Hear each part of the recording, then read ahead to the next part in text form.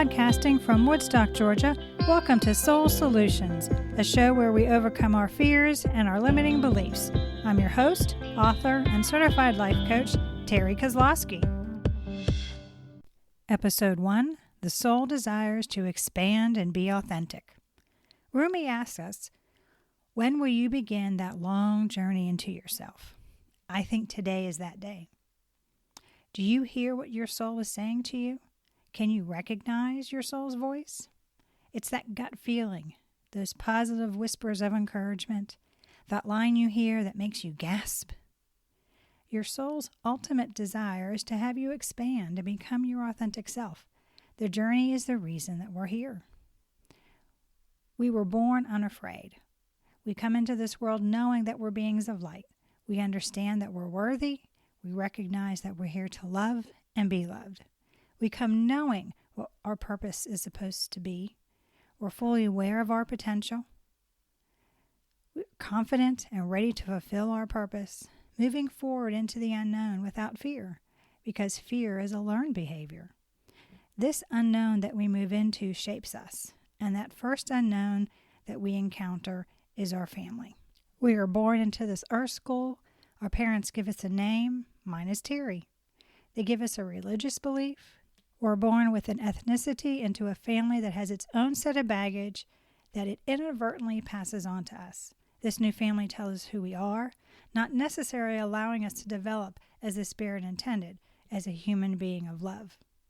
The adults around us start to impose their beliefs, their conditionings, their rules of behaving, which drowns out our authenticity of the child that we're to become. So the first whispers of our soul helps us to remember who we are, a spiritual being. The heart's voice, or our soul, is the part of us that is connected to the source, to spirit at all times. It's the part of us that always was, always is, and always will be. We are energy, which can't be created nor destroyed, only transformed, and we are currently being expressed in the form of an individual human being. We all take this journey in some form, and we need to reconnect to spirit, but we have to be aware of the disconnection. Despite knowing the significant causes of my fear-based living, it took me decades to realize that I wasn't my authentic self. In my 20s, I realized I was codependent. Due to my mother's alcoholism, I became a caregiver to her at a very young age. When she abandoned me on the streets of Albuquerque, New Mexico, 1,700 miles away from my family, my egoic mind solidified the incorrect mindset. I started to believe that I needed to do certain things so others wouldn't leave me. Regardless of my codependency, I was fiercely independent. Taking responsibility for my life was essential for me to move from being a victim to being a survivor. But I overtly shunned being controlled by others. This fear of not being in control of the situation ended up being a defense mechanism that was helpful for me for a while, but in the long run ended up being harmful, as most defense mechanisms do. Basic self-care was not something I practiced, which is another sign that I was disconnected from spirit. Self-care is everything that we consciously do that is a part of caring for our mental, emotional, and physical health. While it's a simple notion, it's sometimes very frequently overlooked. Self-care is vital to improving mood, reducing stress. It's about refueling ourselves so that we can continue to live life fully. The placebo effect is a clear scientific example of how the mind has significant influence on the health of your body. If a person expects a pill to do something, then it's possible that the body's own chemistry can cause effects similar to what a medication might have caused. So how do you recognize the soul's call?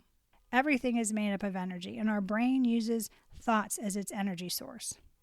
In his revolutionary book, Biology of Belief, Bruce Lipton discusses how the subconscious programming from our childhood is an automatic reaction our ego uses to move through life. But for us to rewrite this automated software, we have to become aware of how we respond. The soul is always trying to communicate with you. For years, I chose not to listen to what my gut was telling me, so my soul forced the issue. At first, I was physically getting upset stomachs, and since I didn't pay attention, that led to ulcers. Then after some time, I started having panic attacks. and that led to pleurisy, which is a swelling of the lining of the lungs. I was stubborn and still didn't pay attention to the cries of my soul, so my appendix ruptured, which led to peritonitis. Only then, when my life was threatened, did I stop and clearly hear the cries of my soul. Did you know that only 5% of disease is genetic? The rest of the disease that we feel in our body is a result of our lifestyle.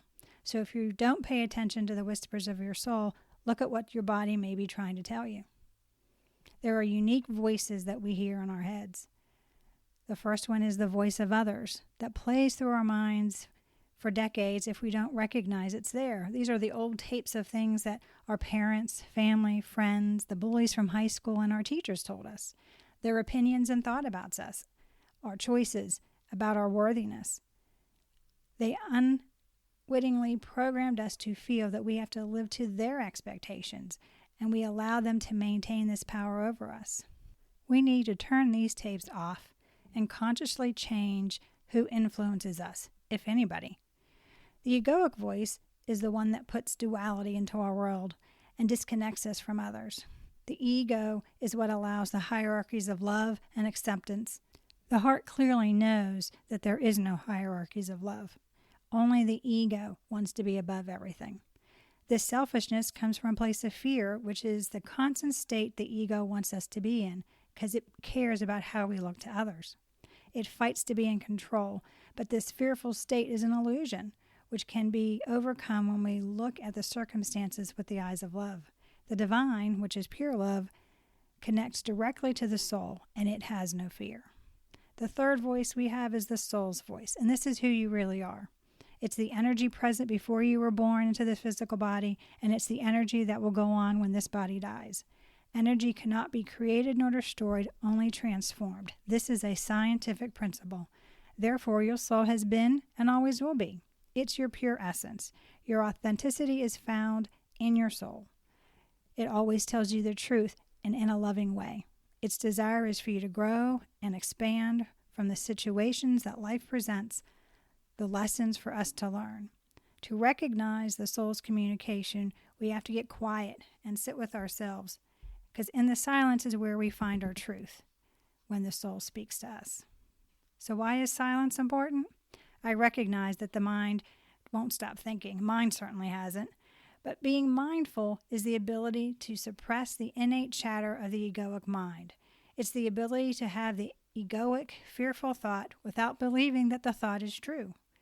Like clouds moving through the sky, our thoughts are ever present, floating around in the wind. Notice them, but let them go. Don't attach to them. Just because you thought them doesn't mean that they are relevant or meaningful to your soul. By getting quiet, you allow your soul to center you. This silence allows your authentic self to lead you. The soul recognizes if the thought is pertinent and has meaning for your current situation, and thereby keeping you from attaching to the ideas or feelings you have. At the soul level, there is only silence. Thoughts come from our egoic mind. Your true identity is linked to your soul, not your egoic thoughts. The quiet mind that observes without attachment is the silent witness to your life. Let's talk about the silent witness. As the witness to your life, you can let go of the judgment associated with thoughts that we label as good or bad. This non-judgment allows us to release shame and guilt as we no longer identify with them. We can watch these thoughts go by because they don't belong to your true self. We aren't trying to stop the mind from thinking, but we don't want us to attach to them and create more of this type of thought.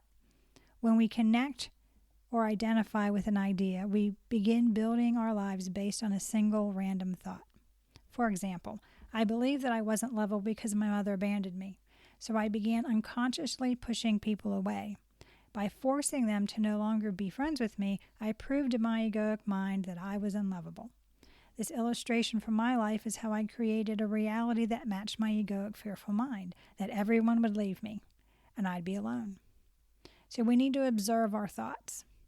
To witness your thoughts, you need to be fully present in this moment. You need to recognize that you have a particular idea in your mind. You're not trying to repress it, just witnessing that it's there. By acknowledging it, you are disintegrating its power. Then you can allow your mind to drift on to the next thought. Be still and take no action. Be with the idea and let it go. This one was really tough for me because I'm an action-oriented person, but I needed to just be with the thought so I could move on. To be a witness, you must sit still. Deep breathing may help you get the calmness to envelop you. Be silent. Let it wash over you. Feel the sense of peace and calm. This silence allows your soul to arise and point you in the direction it wants to lead you. By observing your thoughts, you are then able to release them and move forward without guilt or shame. There is no judgment for the ideas you have. I am not my thoughts, and neither are you. Who we really are is beyond our mind. It's our soul. The soul connects to spirit, is who we are, our authentic selves. It's not about believing, it's about being. We are the gap between the thoughts. So by witnessing the thoughts, we become more aware of our true selves. So as each idea comes and goes, we repeatedly discover who we are. Over and over again, our authentic self gets reconfirmed. Over time, we can come to realize that our thoughts are separate from who we are. You begin to own the experiences you have more than the ideas and feelings you have. As a witness to your thoughts, and by releasing them, you allow the encounters you have to develop your reality. Hidden in this awakening is the ability to see that our personality is the perfect expression of our unique, authentic selves. The beauty of who we really are is recognized as has always been there under the egoic mind. So let's talk about soul growth. Growth is about developing, processing, advancing, and evolving. The lessons we learn and apply to our life are how the soul grows. It also is about recognizing the self still exists without the body. It realizes the belief systems we were programmed with and the need to reevaluate them regularly to see if they apply to who we authentically are today. We develop, and our soul learns the lessons it's here to gain. Some of these teachings are about how to connect with others in loving ways, or valuing the differences and accepting ourselves and one another as we are. We are all learning how to understand our egoic minds and overcoming living in fear. Another example is developing ways to communicate with spirit and understanding the messages that we receive. For us to know that we have learned the lesson, we have to be tested. Testing implies struggle and the potential to fail. Growth also involves pain because sometimes the only way we learn is through a painful process. Since growth is about gaining knowledge and applying, it doesn't encompass the soul's desire to expand. To be authentic requires a transformation. So what is soul expansion? Expansion is about increasing, extending, enlarging, amplifying, spreading out, and opening up. It's the sudden awareness of truth, that aha moment. The epiphanies that we have in life are transformational. But to experience these life-altering flashes, we can't be doing all the time. We have to just be. You being more of who you authentically are is how your soul expands. It's about letting your magic flow through your spirit into the world around you. It's a creative process. Expansion of the soul is having the mind accept what is and allow what's coming with ease, without attachments. The soul wants to have fun, and creativity is a fun process. When we're in the zone, creating something that's never existed before through our being is our soul's desire. This way differs significantly from learning, applying, and testing. We aren't trying to master something or validate ourselves. We are just discovering the magic of our authentic selves by creating through an exhilarating and enjoyable process. When you are in a flow state, you can feel the energy. That's what is meant by the spark of creativity. It's that movement of energy flowing from spirit through you as you co-create and expand your soul to be one with the universe. This transformation is the ultimate conversion from the egoic self to the authentic self. So how can we help the soul expand? The easiest way to enable soul expansion is to spend time in nature. Here we can see the beauty, power, creativity, wisdom, and the caring of spirit for creation. In nature, we can feel the presence of the divine. Being in the outdoors and listening to the music of wildlife is a fantastic experience. I've been starting my days by spending time it takes to drink my tea out on my deck. I have been buzzed by hummingbirds, watched squirrels scamper into the trees, witnessed 2 fawns grow. The morning songs of the cardinals, the caws of the crows, and the hoots of the owls had lifted my soul to enlightening places. Why don't you give it a try? I'm sure you'll love it too. You can do random acts of kindness. Reach out and reconnect with someone from your past, someone who meant something to you. Or you can embrace the new people that come into your life. When we're open to strangers, we allow our hearts to flow and accept others from a place of love. Create something. It causes new friendships to blossom and allows us to remain close to friends and family. When we're creative, we're in sync with the divine. In other words, we're inspired, and the word inspiration means in spirit. Creativity is another word for playing. It means we're having fun, we're enjoying what we're doing. You know creativity is happening when you have lost time because you are in flow. Whether you are writing, painting, or coding, creativity is necessary. It enables us to take ideas and make them a reality. Through creating, we find ourselves in a flow state, where time stands still. We're feeling joyful and all is going effortlessly. Joy is a universal language that leads us to speak lovingly. Share your delight by doing fun things with others. Dance, sing, cook together. Through this time of play, laughter, and joy, we bond with one another. We embrace memories, and it expands who we are and multiplies the joyfulness around us. Also, you can expand through prayer and meditation. Prayer is the conduit for communicating with Spirit. Studies have shown that prayer contributes to our well-being. It's two-way communication. We can ask questions, make our desires known, be grateful. We can get answers if we sit quietly and wait for a reply. Utilizing prayer is a powerful internal pivot away from the ego towards listening to our hearts, the soul's voice.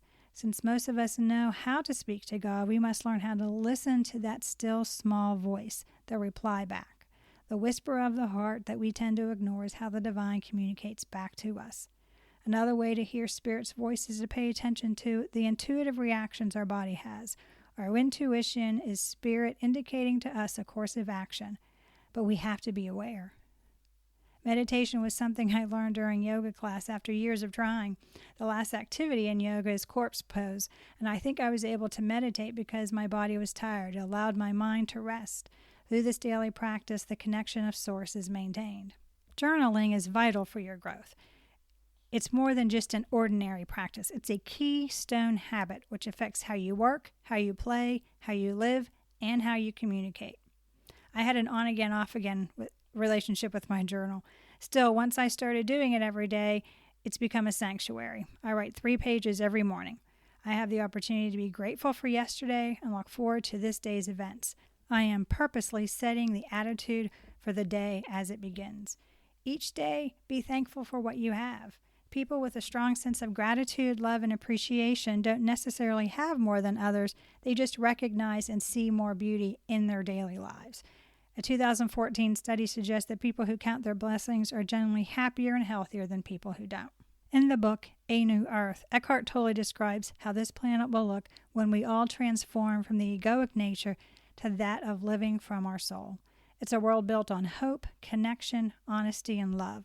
But this world can only come into being if we expand our soul and be our authentic selves.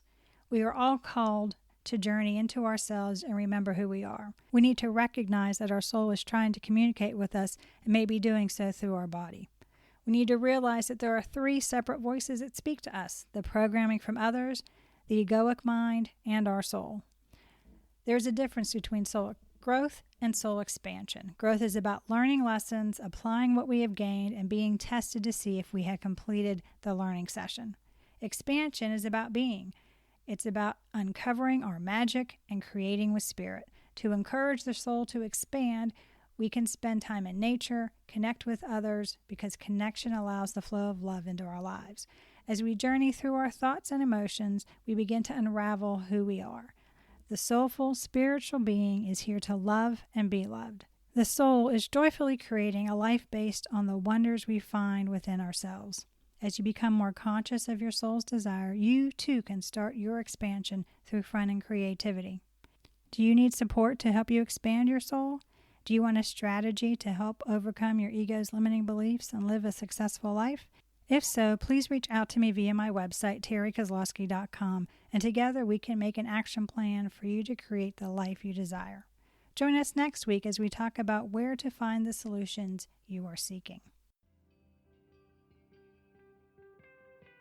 Thanks for listening to Soul Solutions with Terry Kozlowski. If you'd like the show and want to learn more, check out terrykozlowski.com, where you can find the links to everything we talked about in this episode.